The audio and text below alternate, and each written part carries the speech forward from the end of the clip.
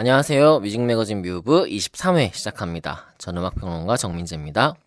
안녕하세요. 음악 콘텐츠 기획자 정연경입니다. 안녕하세요, 반갑습니다. 민재 씨. 너무 민재 씨가 지금 서두르라고 해서 준비도 못했는데 일단 시작해버렸죠? 아니 이거 앞에 인사를 해야 되는데 웃겨가지고 겨우 웃음을 참고 인사를 했는데 영경 씨가 지금 준비를 하고 있었는데요. 듣고 계신 분들은 상황을 모르니까 네.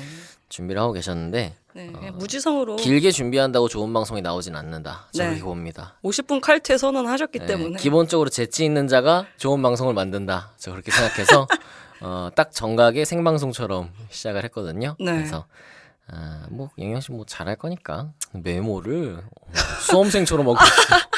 깜짝 확실하게 놀랐네. 해야죠. 네, 아무튼 네. 뭐 우리가 연말 연초에 이렇게 좀 설레는 마음으로 여러 가지 특집들 준비했었는데 네.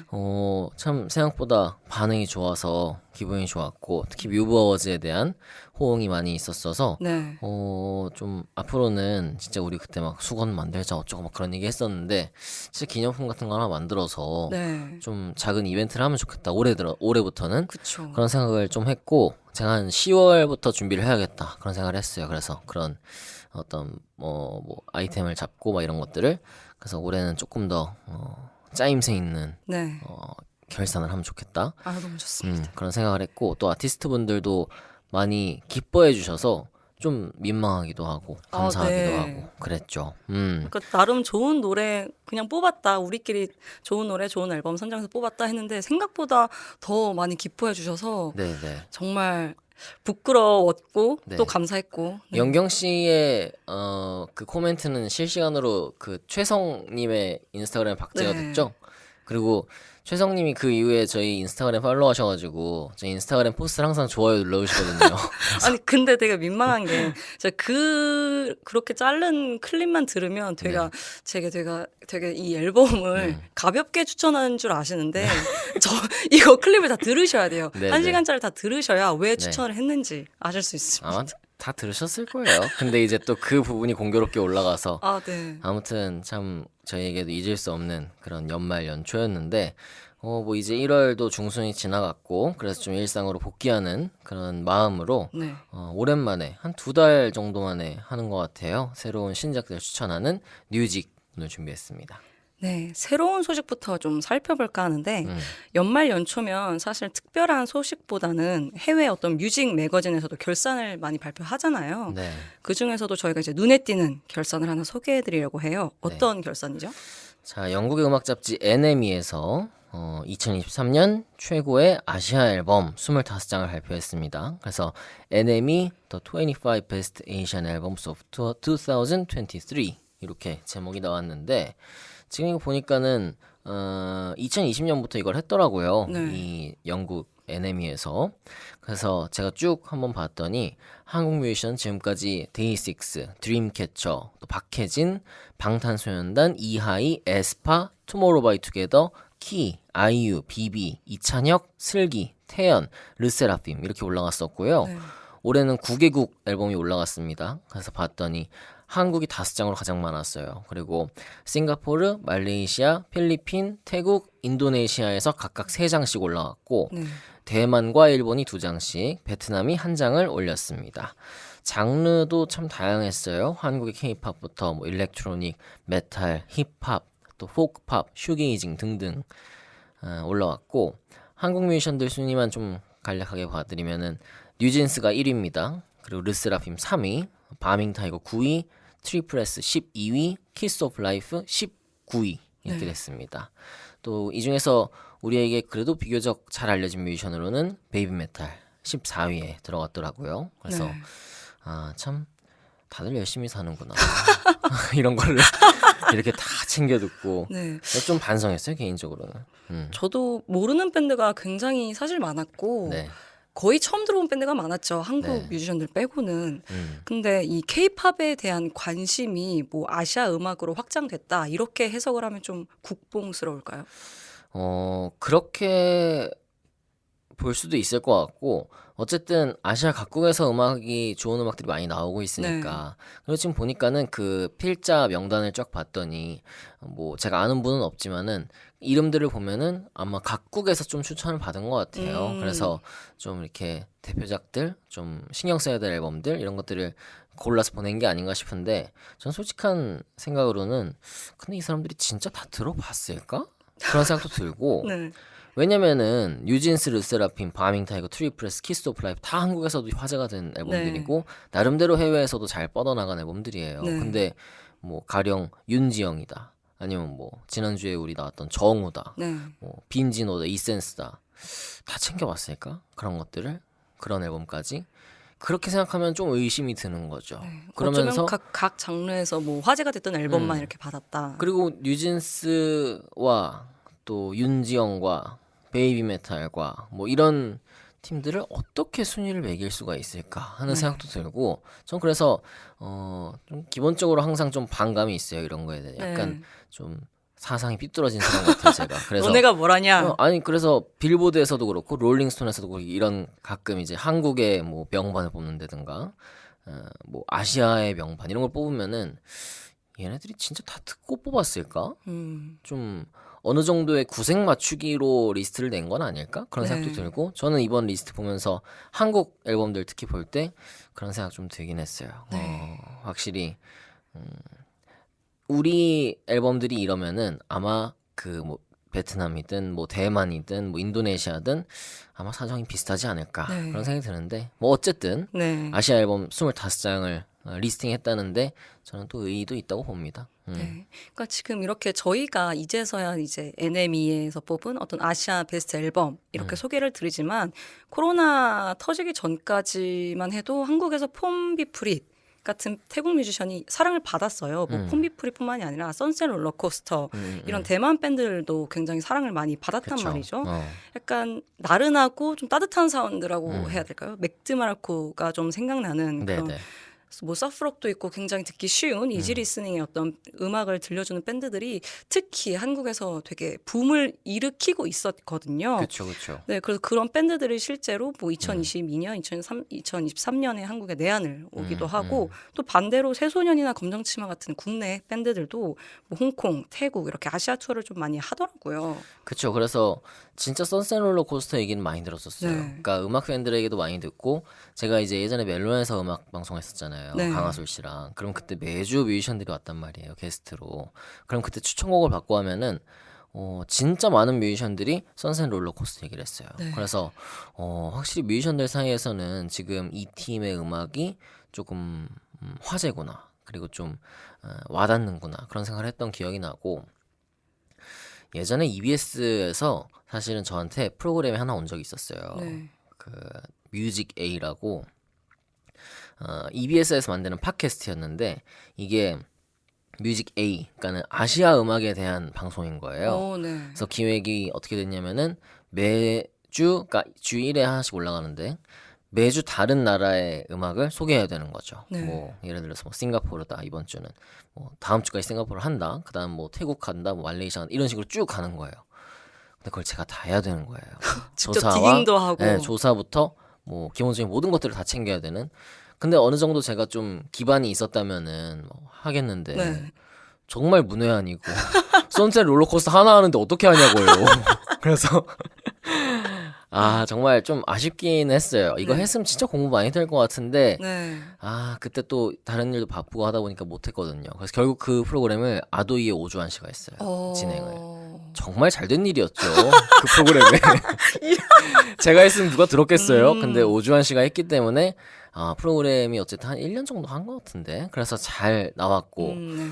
참 그런 기획이 생겨날 정도로 아시아 각국에 대한 음악이 음악 팬들 사이에서 나름대로 화제였다. 네. 그리고 뭐 아시겠지만은 대만이라든지 태국이라든지 이런 국가에서는 밴드 씬이 잘 돼 있잖아요. 네, 네. 그래서 그쪽에 어떤 락 페스티벌을 가는 음악 팬들도 네. 분명히 있고 그래서 그런 걸 생각하면은 확실히 좀 맨날 우리가 K-팝 얘기하고 진짜 넓게 봤을 때 일본 음악 정도 얘기하지만 뭐 이렇게 태국, 대만, 뭐 인도네시아 이런 나라들에도 정말 괜찮은 음악들이 많다. 그런 그쵸. 생각이 들어요. 그러니까 제가 생각했을 때 그 국내 인디 음악을 듣던 어떤 음악 매니아들이 또 일본의 로컬 씬을 조금 탐험하면서 뭐 유기뉴 웨이브즈 이런 밴드들도 되게 힙스터들 또는 음악 마니아들 사이에서 되게 많이 회자가 됐단 말이죠. 네네. 그런 음악을 듣다가 그게 점점 확장이 돼서 그와 비슷한 결을 가진 어떤 아시아 전체 밴드들을 좀 탐구하는 그런 경향이 2010년대 후반, 2020년대 초반 이렇게 있었다고 봐요. 네네. 네. 그래서 이 리스트를 보면서 좀 그때 생각이 나기도 하고 개인적으로 또 마마 같은 어쨌든 아시아 음악 시상식을 표방하는 시상식에서 이런 좀 네. 음악들 다뤄줘야 되는 게 아닌가 그런 생각도 들어요. 사실 마마는 엠넷에서 하지만은 아시아 음악 시상식 아니에요? 근데 후보는 다 우리나라 뮤지션이잖아요.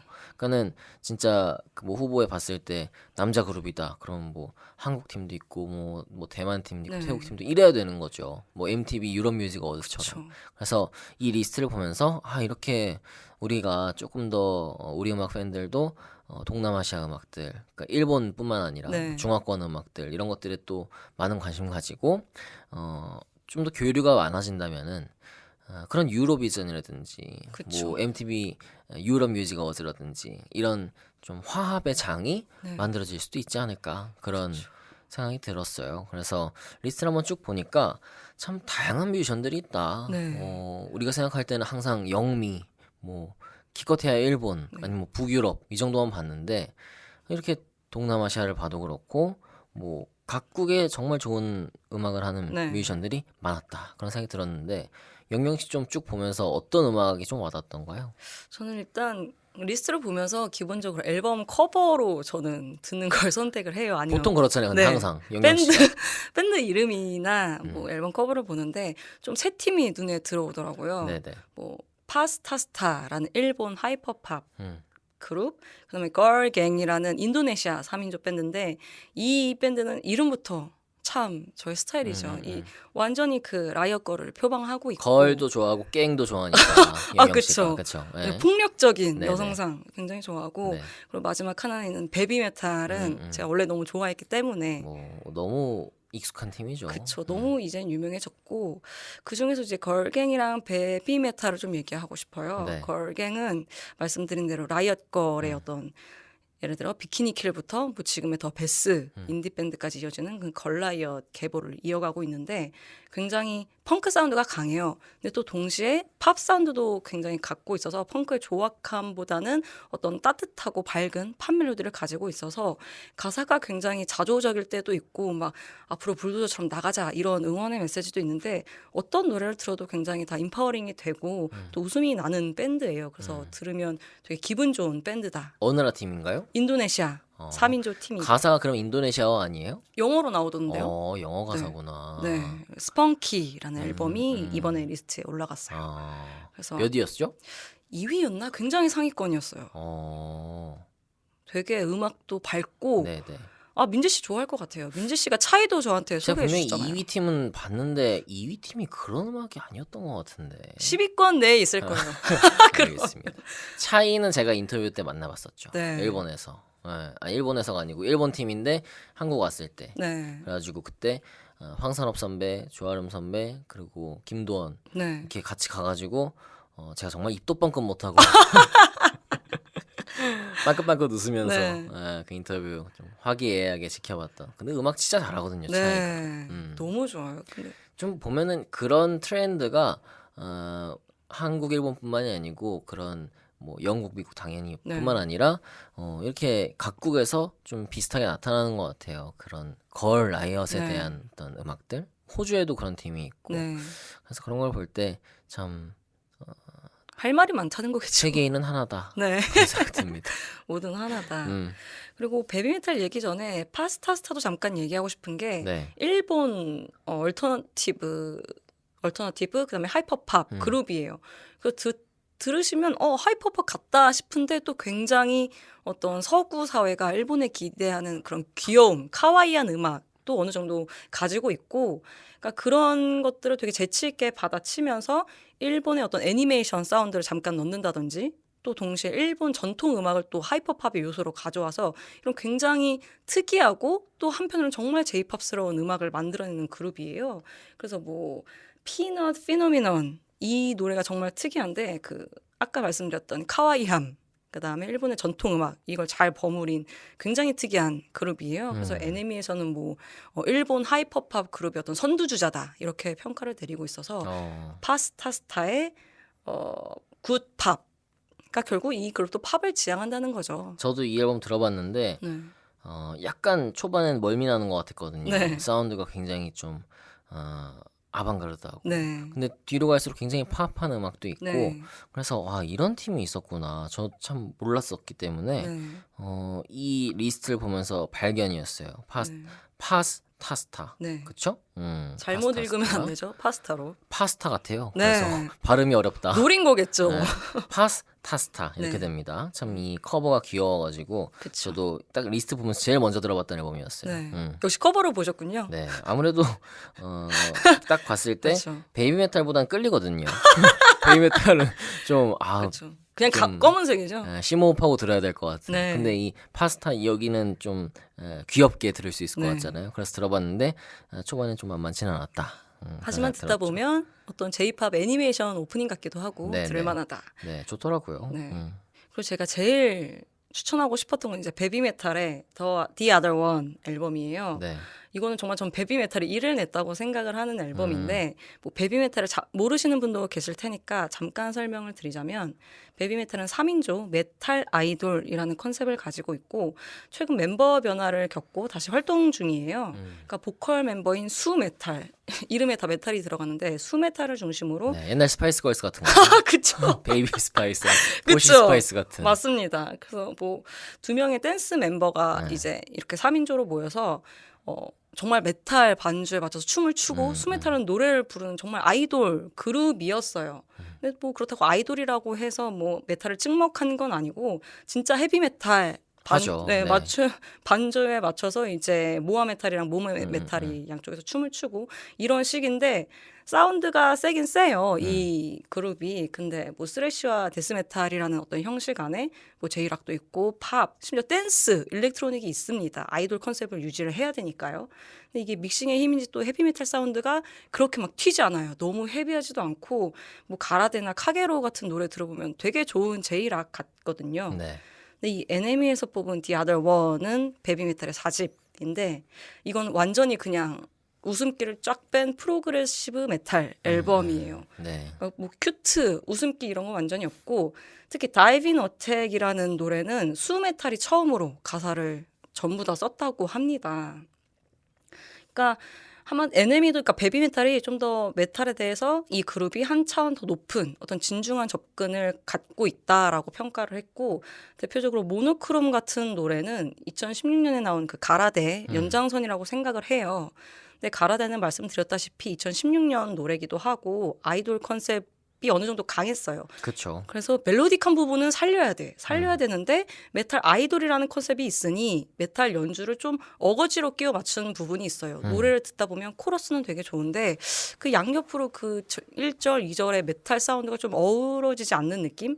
근데 이 모노크롬, 이번 앨범의 모노크롬이라는 노래는 시작부터 끝까지 하나의 완성된 곡입니다. 그러니까 뭐 하드록의 블루지한 리프로 시작을 해서 네. 버스 그다음 코러스까지 좀 자연스럽게 멜로디가 이어지고 그리고 육중한 드럼이 좀 메탈 드럼이 그 하중을 받쳐주고 있어서 여전히 메탈이라는 이름이 주는 쇳소리는 좀 깎여 나가긴 했어요. 믹싱을 통해서. 그럼에도 완성도 있는 메탈 앨범을 냈고 베비메탈은 이제 메탈 아이돌이라기보다 그냥 메탈 그룹, 메탈 밴드가 되지 않았나 네. 그런 감상이었습니다. 베이메탈 저는 라이브를 봤기 때문에 네. 메탈리카 내한 공연 때 봤거든요. 오프닝 밴드였죠. 그때 참 충격적이었고 그때가 이제 2집까지 냈던 상황이었어요. 그래서 아까 얘기했던 가라테 그리고 진짜 이때 아이코닉했던 싱글은 김미 초콜릿이었죠. 그쵸. 네, 그래서 그걸 딱 직관하면서 와 정말 문화 충격. 이런 음악과 이런 퍼포먼스가 있구나. 그걸 이제 뭐 오디오나 영상으로 봤었지만 실제 봤을 때 그 인지 부조화가 네. 진짜 매력적이었어요. 그 멜로디는 진짜 귀엽고 막 팝한데 연주가 얼마나 과격한지 뒤에 나온 메탈리카랑 비교했을 때도 그렇게 밀리지 않는 연주였어요. 네. 그러니까는 그때 참 기억이 많이 남는데 여전히 이렇게 또 좋은 앨범 냈다는 거. 네. 그래서 아까 보니까는 걸갱은 제가 2위에서 봤는데 걸이 그 소녀 걸이 아니고 그 쓸 때는 GRRRL 이렇게 네. 쓰네요. 그래서 제가 보면서 이거 어떻게 읽는 거야? 그리고 갱만 읽고 넘어갔던 것 같아요. 그래서 기억이 안 났는데 네. 보니까는 걸갱 네. 2위에 있네요. 아, 이거 준비를 많이 했네요. 꽤 많이 들었습니다. 네, 그래서 헤이메탈까지 네. 이렇게 했고 저는 보면서 설명들을 쭉 봤는데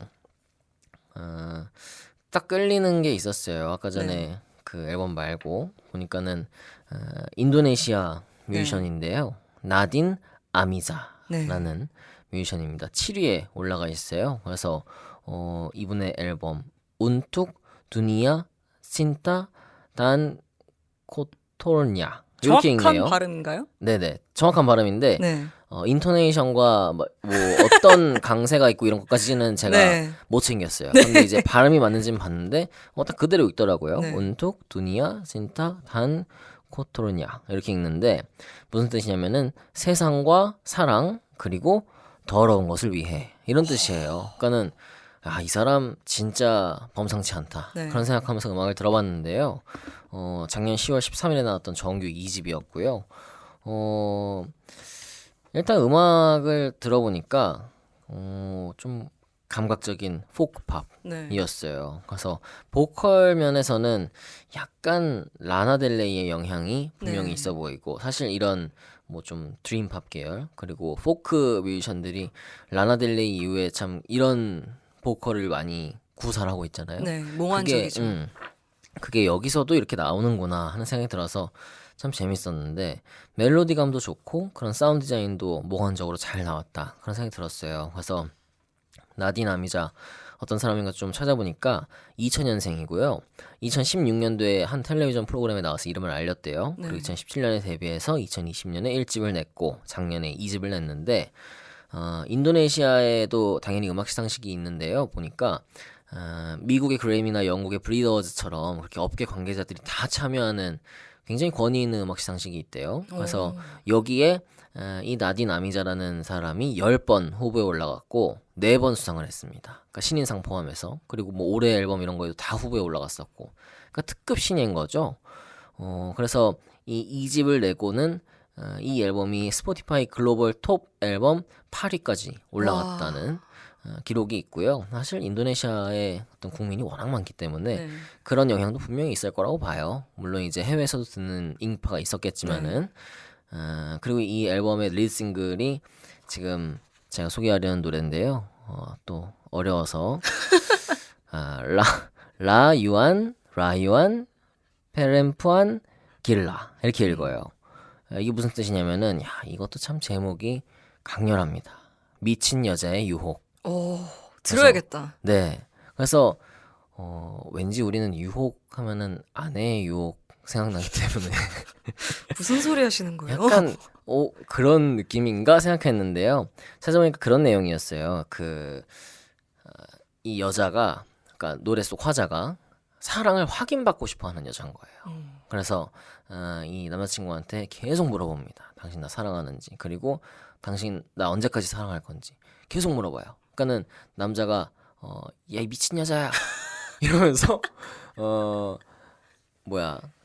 사랑한다고 이렇게 얘기하는 그런 노래예요. 그러니까 내용적으로 봤을 때 그래서 이제 제목이 이렇게 나왔는데 그러면 뭔가 음악이 굉장히 강렬할 것 같고 그런데 음악은 또 상당히 소프트하고요. 또 보사노바풍의 포크 음악이에요. 그래서 참 멜로디도 좋고 이 나른한 보컬도 매력적이고 그래서 제가 들으면서 앨범을 쭉 들을 때 특히 참 흡인력 있게 들을 수 있었던 그런 앨범이라서 이런 뮤지션이 있구나 또 이런 앨범이 있구나 했습니다. 참 이 리스트의 발견이었고 보니까는 뭐 인도네시아 국민이 워낙 많기도 하지만은 인스타그램 팔로워가 200만이 넘더라고요. 인플루언서네. 완전 인플루언서고 특이사항은 이제 싱어송라이터 황푸아 씨랑 마팔이다. 그래서 제가 너무 신기해서 황푸아 씨랑 저도 이제 아니까 여쭤보고 싶었는데 번호가 없는 거예요. 아는 거 맞으세요?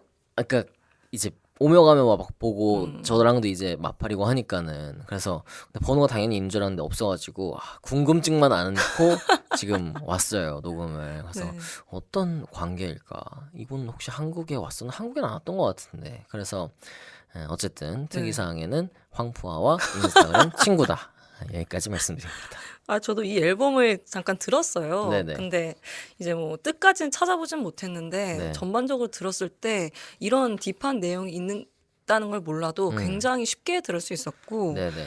분과 티 두오 맞는지 음. 모르겠어요. 네네. 특히 맞아요, 이 맞아요. 노래를 들었을 때 너무너무 편안하게 들을 수 있는 어떤 이지 리스닝 팝이라고 할 수도 있겠더라고요. 네. 그러니까 이게 인도네시아어 가사로 되어 있는데 인도네시아어 가사가 그렇게 발음이 세지 않더라고요. 네. 막 어떤 중국어나 사실 이런 가사는 좀 세잖아요. 네. 한국어 가사도 세거든요. 네. 외국인 입장에서는. 근데 인도네시아어가 이 음악이 굉장히 잘 붙는다. 그래서 제가 볼 때는 약간 카페나 약간 뭐 이런 맞아요. 감성 술집이나 이런 데서 진짜 막 셀린디언의 마이 하트 윌 고온 나오면 깨거든요. 근데 이런 노래 딱 틀어놓으면은 그쵸. 와 여기 음악 막강한데? 잘 튼다. 뭐 그런 생각 들 것 같아요. 네. 그래서 이 앨범 한번 챙겨보시고 그런 백그라운드 뮤직 필요하신 분들은 이거 한번 챙겨가셨으면 좋겠습니다. 발음이 정말 예뻐요. 생각보다 너무 예뻤고 네네. 부드럽고 해서 그냥 샤하게 귀에 녹아들더라고요. 이런 음악은 진짜 영미권에서도 너무나 좋아할 음악이라는 생각이 들고 그 아이슬란드의 그 재즈 뮤지션 있잖아요. 이번에 서재페 오는 네. 그 라페이 아세요? 아니요. 네, 있어요. 가져. 본인도 지금 발음을 못 하시면서. 이 뭐야 스펠링이요. 네. 제가 잠깐 볼게요. 왜냐면 제가 이게 영어가 아니니까 네. 그 발음이 그 정확치가 않더라고요. 네. 그래서 방송에서도 다 다르게 소개하는 거예요. 네네. 이 LAUFEY 이렇게 되는데 이분 이 앨범 작년에 아주 화제작이었거든요. 재즈 쪽에서. 네. 근데 그냥 편의상 로페이라고 할게요. 근데 네. 모르겠습니다. 아무튼 이분의 음악과도 조금은 결이 맞는 게 있다. 이분은 재즈지만은 지금 제가 소개한 뮤지션 같은 경우는 약간 포크면서도 재즈한 느낌이 네. 있어서 한번 보시면 또 즐겁게 들으실 수 있지 않을까 그런 생각이 드네요. 제가 조금 전에 얘기했던 뮤지션은요 레이베이라고 읽네요. 레이베이. 발음이 참 특이하죠. 갑자기 찾아보신 거예요? 찾아봤어요. 너무 네. 궁금하니까. 네. 아마 듣는 분들도 신뢰도가 얘네들 뭐 하는 애들이야? 이 생각하실 수도 있으니까는. 그래서 이쯤에서 후배가 썼어요. 이 앨범 리뷰를. 네. 그래서 제가 그 이름을 이 이름이 이게 맞니? 물어봤더니 맞다고 그때 그랬었거든요. 그러니까 레이베이네요. 네. 레이베이도 한번 찾아보시면 좋겠고. 뭐 지금까지 저희가 NME 리스트를 보고 있는데 사실 NME뿐만이 아니라 피치포크에서도 우리나라 뮤지션을 소개를 했어요. 네. 뭐 이민희 씨의 미래의 고향 같은 이 앨범은 이제 작년 11월에 나왔는데 피치포크에서 7.6점이라는 높은 점수를 주기도 했고 박혜진 씨도 이제 인스타그램에 소개를 했고 박혜진 씨 앨범은 이미 2장이나 피치포크의 앨범 리뷰로 올라가 있어요. 뭐 피치포크뿐만이 아니라 롤링스톤, 뭐 NME 이런 해외 잡지에서도 이미 이 한국의 케이팝뿐만이 아니라 언더그라운드 씬의 음악가들을 많이 소개하고 있습니다. 그렇죠. 이민희 씨 앨범 이번에 나왔던 그 앨범을 피치포크에서 리뷰를 했죠. 네. 그래서 나름 또 음악 마니아들 사이에서는 화제가 되더라고요. 네. 피치포크가 근데 사실 색깔이 분명한 매거진이라고 생각을 해요. 그렇죠. 이제 한때는 힙스터들의 어떤 성지라고 해야 되나? 그러니까 그 피치포크 특유의 분위기가 있어요. 좀 대중음악은 좀 경시했던 그리고 좀 웰메이드 조금 어려운 앨범들은 좀 잘 주는 경향 그런 것들이 있어서 네. 제가 옛날에는 조금 소위 재수없다라고 생각을 했던 매거진이거든요. 근데 요즘 한창 이제 피치포크에서 옛날 앨범들 다시 보기 해서 점수를 좀 조정하기도 하고 실제로 한 에디터가 트위터에 이런 고백을 했었어요. 찰리 XCX한테 사과를 하면서 미안해. 내가 그때는 이런 음악을 잘 몰랐어. 라고 하면서 이제 찰리 XC 앨범도 다시 점수를 좀 높게 주는 그런 거를 고백하는 모습들을 보면서 네. 피치포크가 조금씩 변하고 있구나. 좀 대중적인 방향으로 좀 많은 앨범들을 많이 듣고 좀 대중의 어떤 인식이랑 같이 맞아 들어가는 걸 지향하고 있구나. 이런 게 느껴져서 좀 요즘 피치포크도 잘 보고 있습니다. 네, 사실 롤링스톤하고 뭐 반대다, 뭐 약간 대척점에 있는 메어진다 이런 얘기를 많이 하잖아요. 네. 그래서 개인적으로 저는 롤링스톤이랑 좀 더 글이라든가 어떤 가치 판단을 할 때 더 맞는 편이라서 네. 롤링스톤 구독하고 보고 있는데 피치포크는 거의 참고하지 않습니다. 그러실 것 같아요. 네, 좀 개인적으로 맞지 않더라고요. 뭔가 음. 글적으로도 그렇고 음악적인 어떤 그런 리뷰를 봐도 그렇고 그래서 참 색깔이 분명하다 네. 그런 생각이 들고 전 개인적으로는 그 찰리 엑스에게 막 사과하고 뭐 이런 것도 좀 웃기는 일이라고 봤어요. 그래서 뭐 이런 얘기는 또 나중에 하면 할 기회가 또 있을 것 같습니다. 네. 자, 그러면은 이제 노래를 좀 들어보려고 하는데요. 이렇게 NME에서 소개한 25장의 베스트 에이션 앨범 중에서 한 곡씩 골라봤습니다. 저희 유튜브 재생 목록에 가시면은 음악들 다 있고요. 또 스포티파이에서 들으시는 분들은 음악까지 같이 들으실 수 있습니다. 자, 먼저 제가 고른 그러니까 순서를 좀 고민을 했는데요. 네. 아무래도 제가 고른 음악이 부드럽고 좀 감미롭고 이런 음악이라서 영경 씨 음악 뒤에 들으면은 날아갈 것 같더라고요. 그래서 제 곡을 먼저 들려드립니다. 나딘 아미자의 라유안 페렌푸안 길라 그리고 영경 씨하고 올라오신 베이비 메탈의 모노크롬.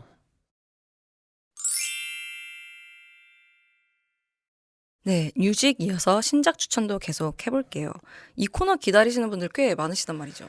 네, 사실 저희 둘이 이렇게 하는 그 구성을 좋아하는 분들이 많더라고요. 그래서 네.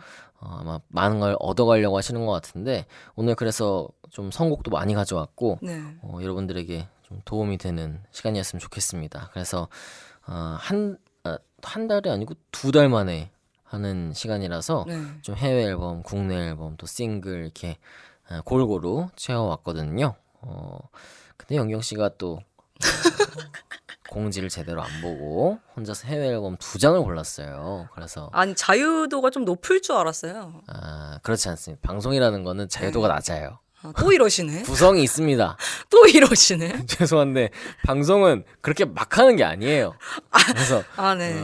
영경 씨가 공지를 무시하고 혼자 해외 앨범 2장을 가져왔기 때문에 제가 부득이하게 해외 앨범 하나를 날렸습니다. 니키 미나지에게 사과하세요. 지금 이 자리를 빌어서. 죄송합니다.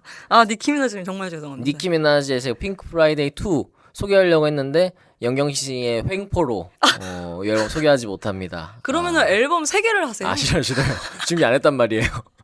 이미 제 핑크 프라이데이를 놓고 왔기 때문에 네. 오늘 제가 국내 앨범 2장을 가져왔고 영경 씨가 해외 앨범 2장 소개를 해드릴 건데 먼저 해외 앨범 한 장 하시고 제가 또 앨범 하고 이런 식으로 좀 주고받죠. 네, 알겠습니다. 저는 이제 둘 다 인디 뮤지션을 갖고 왔어요. 또 어려운 음악만 또 가져왔더라고. 진짜 안 어려워요. 정말 저 믿어주세요. 전혀 그래서 어렵지 않고. 저는 영경 씨가 야 이분이 피치포크로 갔구나 그냥. 아니 저 피치포크 안 봅니다. 그리고 저 네. 진짜 어렵지 않고요. 네. 진짜 한 번만 제 설명을 들어봐 주세요. 네네. 첫 번째 앨범은 이제 픽셀의 In Dust and Rush라는 앨범인데 이 F가 그 픽셀이 아니라 픽셀입니다. 네. PH로 PH죠. 시작을 하고 이 앨범이 이모코어, 그런지, 슈게이징 이런 어떤 얼터너티브 90년대 후반의 얼터너티브 록 사운드를 좀 틱톡스럽게 해석한 앨범이다. 이렇게 저는 보고 있어요. 네. 그러니까 좀 더 직설적으로 얘기를 하자면 현재 MZ 세대가 틱톡에서 어떤 소비하고 추구하는 그런 상들이 있잖아요. 그래서 그런 상에 이모코어, 슈게이징 이런 음악을 담았다고 보시면 되고 전반적으로 퍼즈톤에 구겨진 일렉기타 사운드가 깔려 있어요.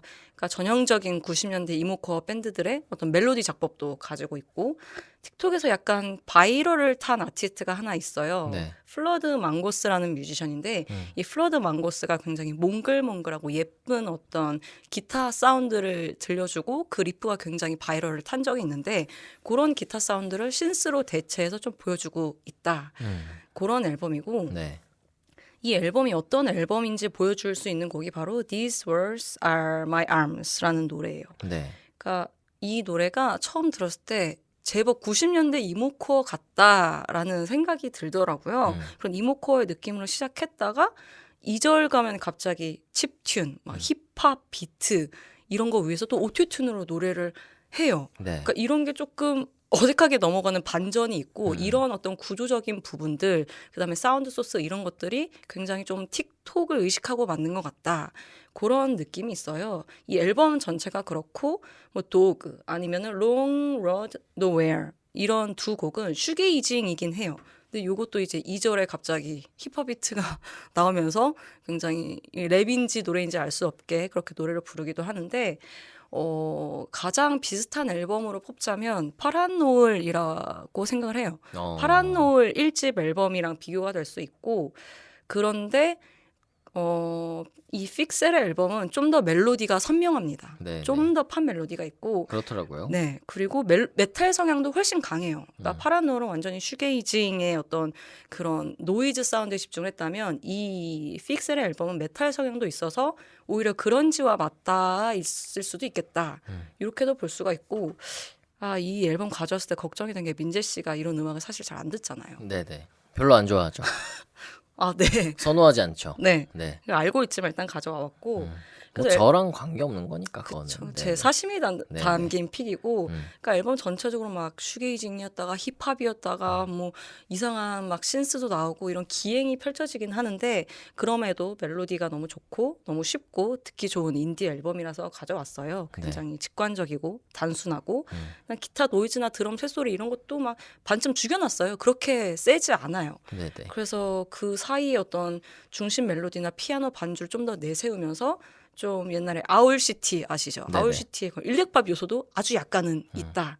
그렇게도 볼 수 있어서 굉장히 메탈코어 요소도 있고 굉장히 하드하기도 한데 멜로딕하고 이런 것들을 조합해 봤을 때 어떤 틱톡에서 유행하고 있는 그런 록 사운드를 조금 종합적으로 듣고 싶으시면 이 앨범을 추천드립니다. 사실 우리 방송을 이제 저랑 용영 씨랑 둘이 진행을 하니까 네. 지금 어떤 분들이 듣고 계신지는 모르겠지만 아마도 제가 골라오는 음악을 좋아하는 분들이 있을 거고 영경 씨가 골라오는 음악을 좋아하는 분들이 있을 거라고 생각해요. 그래서 우리가 같은 걸 좋아하면 방송 색깔이 하나인데 네. 우리가 좀 취향이나 여러 가지 면에서 다르기 때문에 좀 선곡도 다양하고 그렇잖아요. 그래서 좀 어쨌든 다른 선곡이 항상 오는데 네. 제가 골라오는 음악 좋아하는 분들 있잖아요. 네. 이 영영 씨가 가져온 이 픽셀의 앨범 네. 들을 때 멀미할 수 있습니다. 네, 미리 경고드리는데요. 멀미할 수 있거든요. 제가 멀미 살짝 했습니다. 이게 무슨 멀미예요? 전 키 비위가 밑에 좀 안 필요합니다. 키 밑에. 비위가 많이 안 좋으시네. 그래서 영영 씨는 쉽다고 했지만 글쎄 그 계열에서는 쉬운 앨범이지만 네. 우리 쪽에서는 이런 앨범 멀미한다. 이런 앨범 상종 안 한다. 우리 쪽. 네. 우리 쪽에서는 쉽지 않다. 네. 그런 생각 듭니다. 어쨌든 참 재미있는 앨범이었어요. 그래서 영영 씨의 이모 사랑을 또 알 수 있었던 그런 앨범이었고 제가 가져온 앨범은요. 제목이 포포모입니다. 포포모라는 프로젝트 그룹의 앨범인데요. 국내 팀이에요. 1월 7일에 나왔고 이 포포모라는 팀은 진보 씨 그리고 허쉬라는 뮤지션의 이 두 사람의 합작 프로젝트입니다. 그래서 아주 진득한 소울 앨범을 냈어요. 사실 진보 씨는 우리가 너무 잘 알지만 허쉬를 잘 모르니까 허쉬 이 스펠링이 HERSH 이렇게 됩니다. 그래서 음원 사이트 검색하시면 나오는데 제가 보니까 몇 년 전부터 활동을 뭐 싱글도 내고 뭐 다른 뮤지션과 협업도 하고 하면서 활동을 많이 했더라고요. 그래서 진보 씨랑 이번에 같이 앨범을 내게 됐는데 소개글을 보니까 이 앨범을 낸 어떤 이유를 좀 알겠더라고요. 우리가 흔히 뭐 어워즈를 한다고 했을 때 시상식 할 때 힙합 부문은 힙합만 해요. 네. 근데 이상하게 R&B는 R&B 소울이에요. 네. R&B 따로 소울 따로가 아니고 근데 이제 이분들이 생각할 때는 우리의 R&B 음악도 나름대로 발전을 많이 해왔고 그래서 이제는 R&B 소울이 아니라 한국의 R&B 또 한국의 소울 이렇게 분리를 해도 되지 않을까. 네. 그러면 우리는 소울 음악을 하는 그런 팀 이렇게 해서 이 포포모라는 팀을 만들고 앨범을 냈는데 소울은 이제 흔히 통속적인 사랑 얘기보다도 좀 인생사 네. 또 좀 휴머니즘 이런 거잖아요. 그래서 이 팀이 이렇게 썼더라고요. 전 세계인의 삶과 취향을 얘기할 수 있는 음악인데 이걸 이제 한국인의 눈과 입을 통해서 표현한 그런 음악. 이렇게 얘기를 했더라고요. 그래서 앨범 들어봤는데 뭐 역시나 진보 씨는 너무나 베테랑이고 네. 허쉬 이분의 목소리도 참 감미롭고 그래서 앨범이 참 웰메이드 소울 앨범이었습니다. 네. 미디엄 템포만 있는 것도 아니고 뭐 All That You Wanted 이런 곡들은 그게 제일 좋았어요. 좋더라고요. 네. 약간 업템포의 펑키한 느낌도 네. 있고 그래서 멜로디도 좋고 사운드 다 좋고 보니까 리얼 세션으로 다 연주 녹음을 받았더라고요. 그래서 뮤브 출연하기도 했었던 소울 딜리버리의 신드롬 또 하은 두 사람 참여를 했고 트럼펫에는 그 큐 더 트럼펫 네. 음악 진짜 잘하거든요. 네. 연주도 너무 잘하고 이분도 참여를 하셨더라고요. 그래서 작년에 우리 뮤브 오셨던 정엽 씨도 코스믹 칩스를 만들었잖아요. 네. 진보 씨도 이렇게 포포머를 만들고 이런 거 보면은 이렇게 긴 경력의 뮤지션들이 좀 안주하지 않고 좀 새롭게 도전하고 네. 또 새로운 음악을 보여주고 이런 참 좋더라고요. 멋있는 것 같아요. 그래서 이 포포머라는 앨범 더 많이 알려졌으면 하는 마음에서 오늘 좀 준비를 했고 제가 준비한 노래는 BYOB라는 곡인데 이게 보통 그 미국에서 많이 초대를 하면은 파티를 하면은 그 초대할 때 BYOB다. 그러면 이제 Bring Your Own Bottle이거든요. 너 먹을 술을 가져와라. 그러니까는 그게 다 모아놓고 같이 먹자 이건데 그런 어떤 뉘앙스가 거기서 느껴지더라고요. 약간 퇴근하고 나서 뭐 일과 마치고 나서 좋은 사람들끼리 모여서 술 한잔 마시는 그런 좀 느긋하고 여유 있는 분위기가 느껴지는 아주 멋있는 곡이었습니다. 네. 자, 그러면은 영경 씨가 준비하신 또 다른 해외 인디 멀미 앨범. 네, 공교롭게도 네네. 또 멀미나는 앨범이고 멀미 유발. 아까도 하이퍼팝 얘기를 잠깐 했는데 네. 이 앨범도 하이퍼팝인데 하이퍼팝 앨범이라고 하고 싶지 않아요. 왜냐면 들으시면 뭐 그 정신없고 네네. 멀미나는 하이퍼팝 머시기 아니야라고 네. 하실 수 있는데 사실 하이퍼팝이라고 하는 이런 어떤 음악적 사운드의 기원은 PC 뮤직이라는 레이블에서 나온 음악들의 어떤 스타일을 좀 장르화한 이름이라고 보시면 될 것 같아요. 네. 이 음악들이 그러니까 PC 뮤직의 수장이자 프로듀서인 에이지 쿡의 작품이 보통 이제 하이퍼팝의 기원이 되는 그런 음악들로 많이 이제 레퍼런스가 되곤 하는데 읽기는 이렇게 읽습니다. 다이 슬로터. 저는 이게 이제 6월이라는 뜻이더라고요. 그래서 다이 슬로터라는 이 밴드는 아까 말씀드린 에이지 쿡, 그 PC 뮤직의 수장이죠. 에이지 쿡이라는 사람의 사이드 프로젝트예요. 그러다 보니까 이제 뭐 하이퍼팝이라고 이제 포포모 같은 거네요. 그죠, 포포모죠. 네네네. 그죠. PC 뮤직의 포포모라고 보시면 되고 아마 들으시면 진짜 팝 같은데 또 귀가 아프고 멀미가 나실 수 있습니다. 이어플러그 껴야 되나요? 키 밑에 정도는 네네네. 붙이시는 게 좋을 것 같고 네.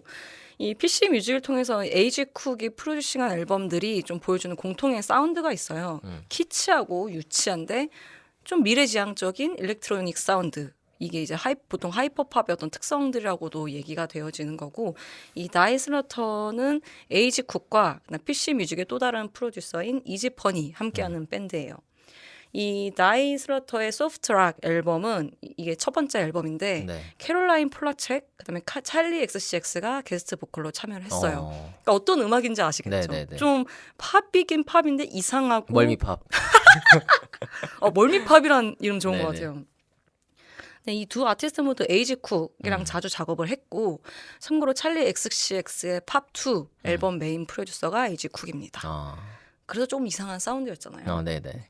뭐 예전에 소피도 그렇고 뭐 100객, 슬레이터 이런 좀 고도화된 정신사나운 멀미팝을 보여주는 이제 하이퍼팝 루키들이 너무 많아서 이 앨범은 좀 상대적으로 점잖게 들려요. 상대적으로 점잖게 들리고 뭐 블렛, 헤비 이런 노래들 듣다 보면 완연한 팝송이에요. 근데 이제 트랩비트도 좀 있고 왜곡도 좀 있고 그러니까 이 앨범이 사실 드라마틱한 감동을 주는 트랙은 없어요. 네. 뭐 PC 뮤직의 수장, 뭐 하이퍼팝의 어떤 뭐 선구자라고 그런 어떤 타이틀을 듣고 이 앨범을 들으면 그렇게까지 이상한가? 그렇게까지 팝스러운가? 이런 의심점들이 있을 수는 있겠지만 사실 PC 뮤직 음악들이 오히려 키치한 팀팝, 오히려 버블검 팝 이런 왜곡된 버전에 가깝기 때문에 이 앨범이 상대적으로 좀 가볍게 들리는 게 당연하지 않나 그런 생각이 들고 이 소프트락 앨범은 어쩌면 지금의 하이퍼팝 씬에 대한 PC 뮤직의 응답일 수도 있겠다 그런 생각이 들고 있어요. 그래서 저는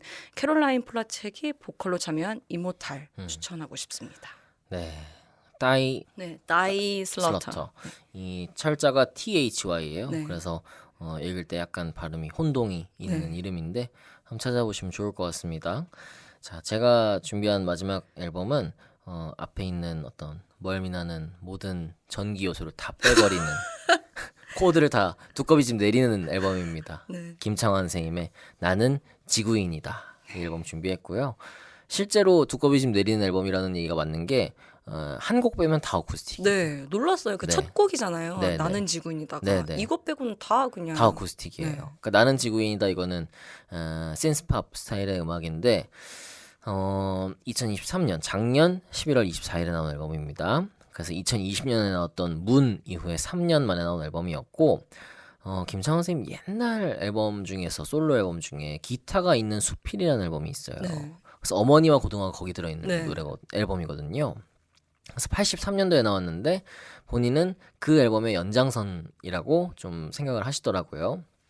그만큼 이제 그 나는 지구인이다를 제외하면은 다 어쿠스틱 기타와 김창완 씨 목소리로 이루어진 그래서 어쿠스틱한 앨범이고 또 이 나는 지구인이다를 제외하면은 거의 다 예전에 나왔던 곡들을 새로 편곡한 네. 음악들이에요. 그래서 아마 산울림의 음악 또 김창완 선생님의 솔로 음악을 좋아하셨던 분들은 이 앨범을 좋아하실 것 같은데 앨범 낼 때 이분께서는 좀 그런 고민이 있었대요. 가수 생활을 내가 오래 했는데 너무 동어 반복하고 있는 게 아닌가. 그래서 내가 만든 말에 너무 갇혀 살고 있는 게 아닌가. 그런 고민이 많았다고 하시고 또 세상이 험한데 뮤지션으로서 지금 뭔가 하지 못하고 있다는 것에 무력감도 느끼고 좀 내 존재가 나약하다 그런 생각도 드셨대요. 그래서 뭐 환경 문제라든지 또 요즘에 전쟁도 계속 있었고 그래서 좀 마음이 그렇게 좋지 않고 편치 않은 그런 상황에 문득 새벽에 그래도 어쨌든 나는 그런 모든 어지럽고 혼란한 상황들 속에 있지만 이게 지구에서 벌어지는 일 아니에요 결국은. 네. 그래서 나는 지구인이라는 그 키워드가 생각이 났대요. 그래서 그 주제를 두고 며칠을 지내다가 나는 지구인이다 지구에서 태어났다 이 두 소절만 가지고 자전거를 타고 나갔답니다. 김창완 선생님이. 저도 자전거를 잘 타지 않는데 네. 자전거를 타고 서초동에 사시는데 한강 자전거 도로를 타고 미사리 지나서 팔당대교까지 갔대요. 아 그거를 지금 다 이 루트가 있구나. 앨범 비화예요. 네. 이게 나는 지구인이다가 탄생한 그 비화. 네. 그 서초동에서 팔당대교까지 자전거 타고 가면서 그 나는 지구인이다 지구에서 태어났다 그 두 소절을 계속 흥얼거리면서 갔는데 돌아오는 길에 이제 노래가 다 나왔다는 거죠. 그게 지금 앨범에서 들을 수 있는 나는 지구인이다 라는 곡인데요. 저는 이 비화를 알고 나서 앨범이 그러니까 노래가 더 좋아졌어요. 네. 앨범도 당연히 뭐 좋았고 그러니까 이렇게 오랫동안 음악을 하신 분이 거의 50년 했어요. 왜냐면 67년에 첫 네. 앨범이 나왔으니까. 이런 분이 이렇게 뭐랄까 여전히 오늘날을 살아가는 한 명의 현대인이자 또 현재 진행형의 음악가로서 좀 뭐랄까 계속 지금 세대랑 호흡하고 네. 계속 고민하고 생각하고 그러면서 관록과 어떤 녹슬지 않는 감각을 보여주는 그런 작품이라는 생각이 들었고 사실 그러면은 솔직히 그 연세에 또 그 정도의 경력을 가지신 분이라면은 그렇게 얘기할 수도 있지 않을까 해요. 사실 솔직히 얘기해서 뭐 왜 이렇게 요즘 사람들 뭐 환경 오염시키나 네. 왜 이렇게 싸우나 왜 이렇게 훈계하고 어지럽게 사나 음. 그런 얘기 할 수도 있는데 그냥 굉장히 평화롭게 또 관조적으로 어떻게 보면은 이 지구에서의 삶을 그린단 말이죠. 그게 그렇게 하니까는 오히려 좀 아이러니하게 더 슬픈 음악이 돼버리는 거예요. 마치 그 영화 옛날에 굿모닝 베트남 네. 베리 레빈슨 거기에 What a Wonderful World 나오잖아요. 네. 그 음악이 이 현실과 너무 대조가 되면서 슬픈 감상을 주는데 지금 뉴스 보면서 나는 지구인이다 들으면은 와 진짜 이런 이 환란 속에서 이 음악만이 참 아름답게 이렇게 빛나고 있다는 게 그런 아이러니한 어떤 감상을 주는데요. 참 놀라운 곡이었고요.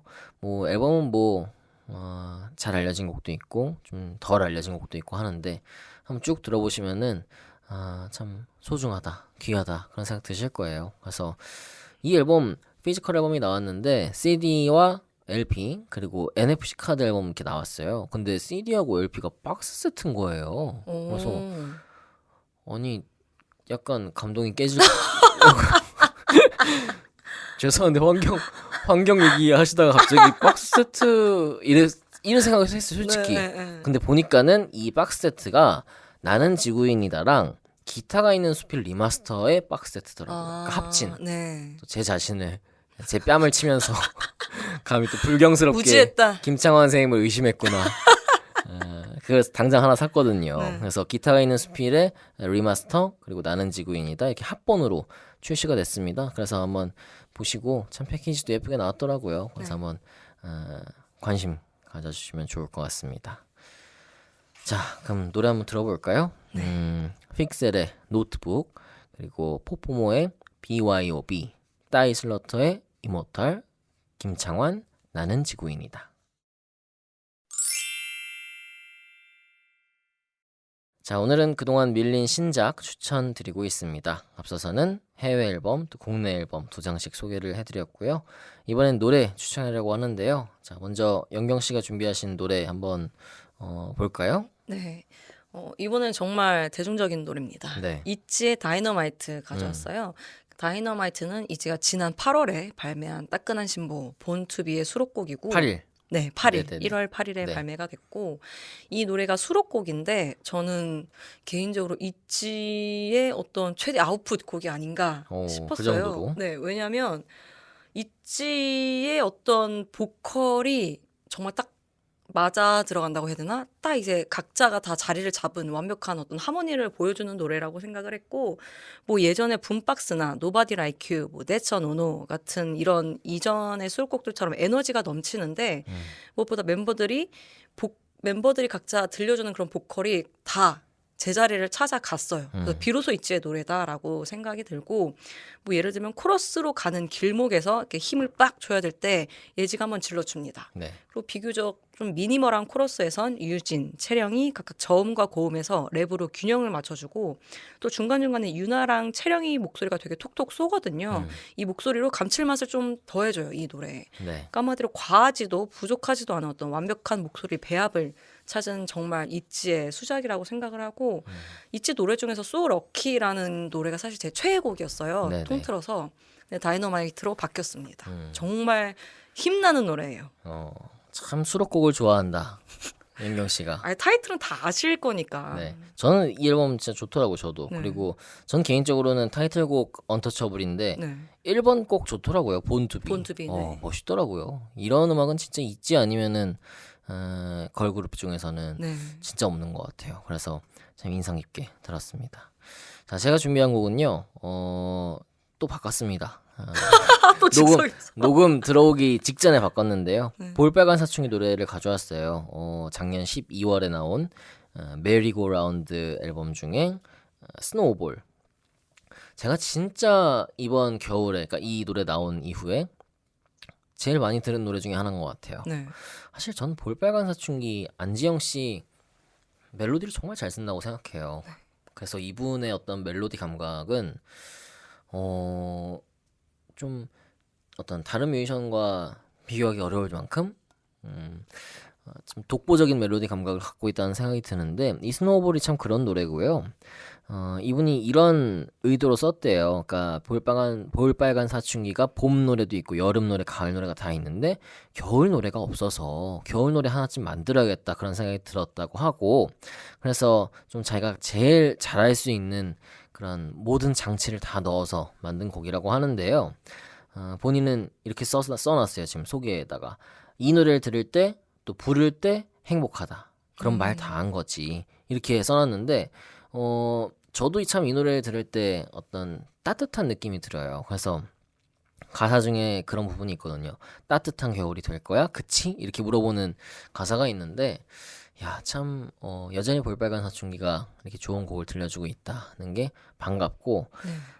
이 방송이 지금 1월 18일에 나가는데 아마 눈이 그래도 몇 번은 더 오지 않을까 싶어요. 그래서 눈 올 때 이 노래 들으면 참 잘 어울리더라고요. 그래서 볼빨간 사춘기의 스노우볼 한번 들어보시면 좋을 것 같습니다. 네. 그리고 영경 씨가 가져오신 해외곡 네. 소개해 주시죠. 라나델레이의 Take Me Home Country Roads라는 곡인데 이 노래는 유명한 노래죠. 존 네. 덴버가 71년에 발표한 동명의 노래가 원곡이고 음. 웨스트 버지니아를 향한 찬가입니다. 네네. 실제로 주 가로 지정이 되었다고도 하는데 음.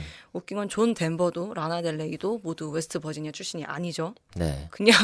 그냥 남의 고향을 찬양하는 그런 노래이긴 해요. 그리고 원래 존 덴버가 이거 만든 노래가 아니고 네. 그리고 웨스트 버지니아가 어딘지도 모르고 썼대요. 네. 그냥 이제 발음이 잘 붙으니까 만들었다. 그쵸. 그런 아주 대표적인 노래가 바로 이 노래인데 네. 라나델레이가 이거를 커버했어요. 네. 그러니까 뭐 이유를 찾아보니까 딱히 있는 것 같진 않고 뭐 웹진 스테레오껌 여기서도 찾았어요. 뭐 네네. 여기에 따르면은 음. 2020년에 라나델레이가 발매하려고 했던 크리스마스 앨범이 있었나 봐요. 네네. 거기 수록을 하려고 했었던 아. 곡인데 뭐 발매가 무산이 됐다. 네. 밝혀진 건 없다. 이런 말인데 왜 이 노래를 뽑았냐면 네.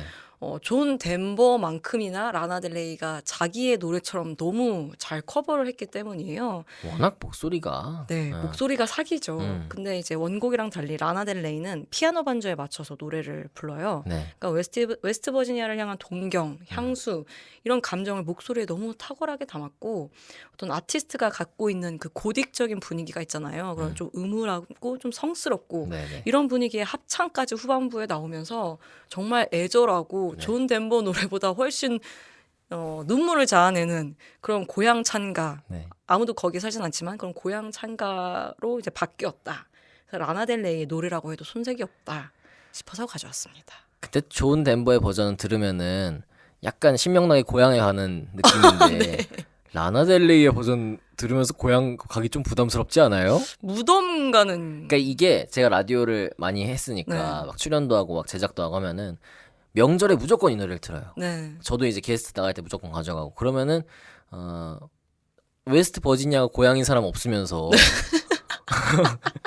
그렇잖아요. 네. 표준 FM 들으면서 결국은 네. 표준 FM 들으면서 이 Take Me Home Country Road를 들으면서 다 각자의 지방으로 고향으로 그쵸. 달려간다니까요. 근데 라나델레이의 버전을 들으면은 어우 왠지 진짜 남의 고향 같은 느낌. 근데 참 노래 네. 독특하고 신선하더라고요. 역시 라나델레이의 어떤 감수성이 재밌었습니다. 자, 제가 가져온 노래는 The Lemon Twigs라는 밴드입니다. 뉴욕 출신의 형제 밴드고요. 저 나이가 이렇게 어린지 몰랐는데 브라이언이 97년생, 그리고 마이클이 99년생입니다. 야. 저는 9799 두 형제로 이루어진 밴드고 2016년에 데뷔해서 지금까지 4장 앨범을 냈어요. 그래서 주로 빈티지한 팝, 락 음악을 하고 또 약간 바로크 팝 음악도 하고 뭐 그런 팀인데 얼마 전에 골든 이어스라는 싱글을 냈습니다. 네. 참 이 팀은 어떤 곡을 내도 이렇게 좋구나. 그리고 사실 이 음악 자체가 예전 음악에 뿌리를 둔 음악이기 때문에 네. 좀 뭐랄까 진부하게 들릴 수도 있는데 항상 이렇게 이 팀만의 어떤 신선한 감상을 주면서 또 멜로디도 이거 자칫하면은 겹치는 노래 나올 수도 있거든요. 네. 근데 전혀 그런 것도 없이 참 좋은 멜로디를 항상 가져오는 그런 팀이라서 또 레몬 트윅스의 골든 이어스 준비했거든요. 이 팀은 진짜 엘튼 존이 너무나 아끼는 팀이고요. 그러니까 데뷔했을 때부터 막 라디오에 불러가지고 막 진짜 막 방방 띄워주고 너무나 여기저기 소개하고 선배 뮤지션들이 그렇게 좋아하는데요. 레몬 트윅스를. 그러니까 아마 자기 본인들이 어렸을 때 했던 음악들 이런 음악을 이렇게 어린아이들이 잘한다 이런 생각을 하는 거겠죠. 그래서 그런 뭐 비치 보이스라든가 뭐 엘튼 존이라든가 뭐 또 일렉트릭 라이트 오케스트라 막 이런 음악들 좋아했던 그런 분들은 또 그 폴 맥카트니의 윙스 이런 음악 좋아했던 분들은 The Lemon Twigs의 앨범들 쭉 한번 들어보시고 이번 신곡 골든 이어스도 한번 들어보시면 좋을 것 같습니다. My Golden Years라는 곡이거든요. 자, 한번 쭉 들려드리겠습니다. 영경 씨의 있지, 다이너마이트, 그리고 저는 볼빨간 사춘기의 스노우볼, 그리고 그리고 이응류 씨가 고른 라나 델레이의 Take Me Home Country Roads, 그리고 레몬 트윅스의 My Golden Years.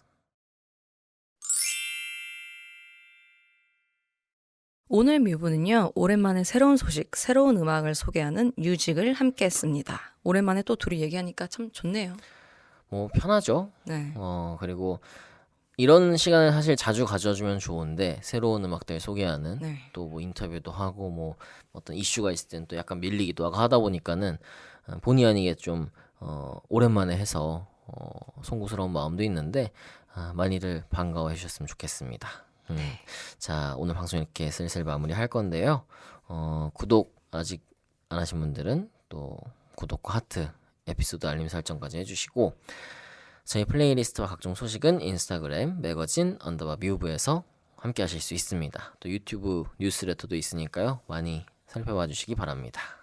네, 1월 25일 다음 주 목요일 24회 방송에서는 저희가 좀 색다른 기획을 준비 중에 있어요.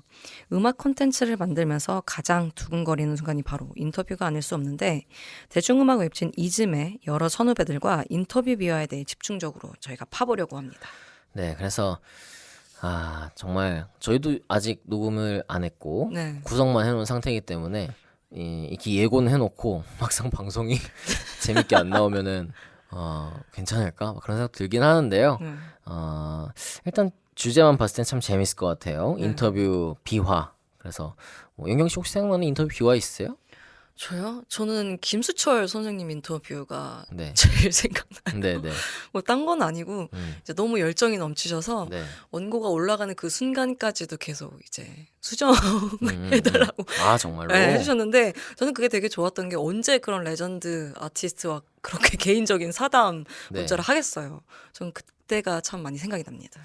참 그 인터뷰를 한번 하고 나면 그 뮤지션의 음악 세계에 또 인생 이런 네. 것들이 좀 깊게 들어가게 되니까, 그런 점에서 각별하게 왠지 김수철 선생님 방송에서 보면은 막 반가운 느낌이 네. 들고 그렇게 되잖아요. 저 같은 경우도 김현철 씨 인터뷰하고 그때 합정동에서 중국집 가서 술을 정말 많이 먹었는데, 그때 기억이 막 나가지고 김현철 씨를 볼 때마다 왠지 더 반가운 마음. 내적 친밀감이 막 네. 쌓이죠. 그리고 그 중국집 참 맛있었는데 그런 어떤 나만의 추억 이런 것들이 생각나거든요. 네. 아마 우리 동료들도 다 있을 거라고 생각합니다. 네. 다음 주에 많이 기대해 주시고 재미있는 얘기, 또 인터뷰 팁 이런 것들도, 요즘에는 일반인들도 인터뷰할 일이 많은 것 같아요. 네. 그래서 우리만의 어떤 팁 이런 것들도 좀 전해드리겠습니다.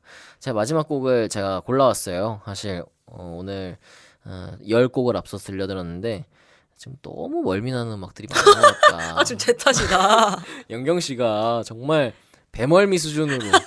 그래서 뭐 좋으셨던 분들이 있겠지만은 저 같은 분들을 위해 마지막은 정말 네. 짜릿하게 라이즈 러브 119. 너무 좋죠. 네, 러브 119 들으면서 약간 중화하는 시간 가지면 어떨까 하는데요. 이지의 응급실 샘플링 했잖아요. 네. 그래서 참 중독성 강한 음악을 가지고 왔더라고요. 라이즈의 러브 119 전해드리면서 오늘 방송 마치겠습니다. 오프닝송 나상현 씨 밴드의 나상현, 작가 김반야, PD 헨리, 진행의 정민재, 정현경이었습니다. 건강한 음악 생활 오늘도 뮤브하세요.